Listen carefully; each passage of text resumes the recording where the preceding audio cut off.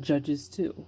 The angel of the Lord went up from Gilgal to Bochim, and said, I brought you up out of Egypt, and led you into the land that I swore to give to your forefathers. I said, I will never break my covenant with you, and you shall not make a covenant with the people of this land, but you shall break down their altars. Yet you have disobeyed me. Why have you done this? Now, therefore, I tell you that I would not drive them out before you. They will be thorns in your sides, and their gods will be a snare to you.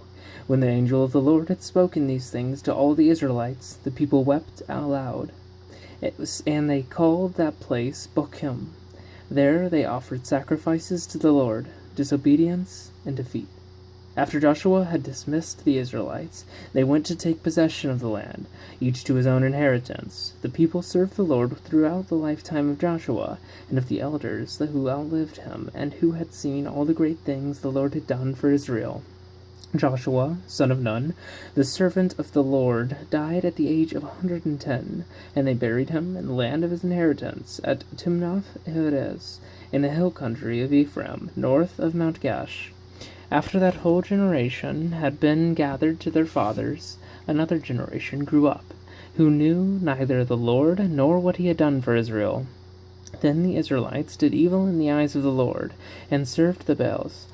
They forsook the Lord, the God of their fathers, who had brought them out of Egypt.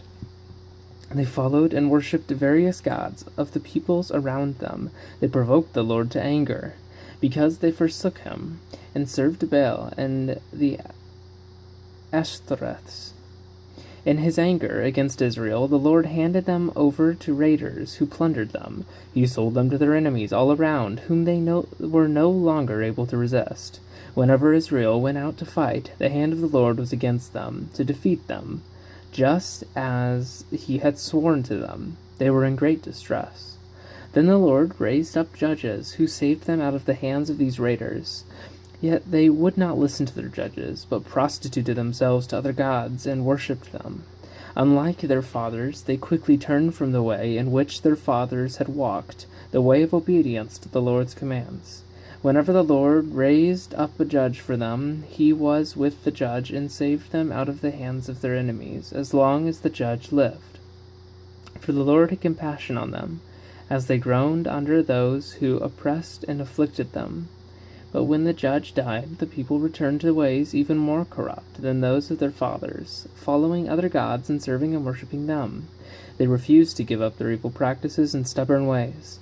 Therefore the Lord was very angry with Israel, and said, Because this nation has violated the covenant that I laid down for their forefathers, and has not listened to me, I will no longer drive out before them any of the nations Joshua left when he died.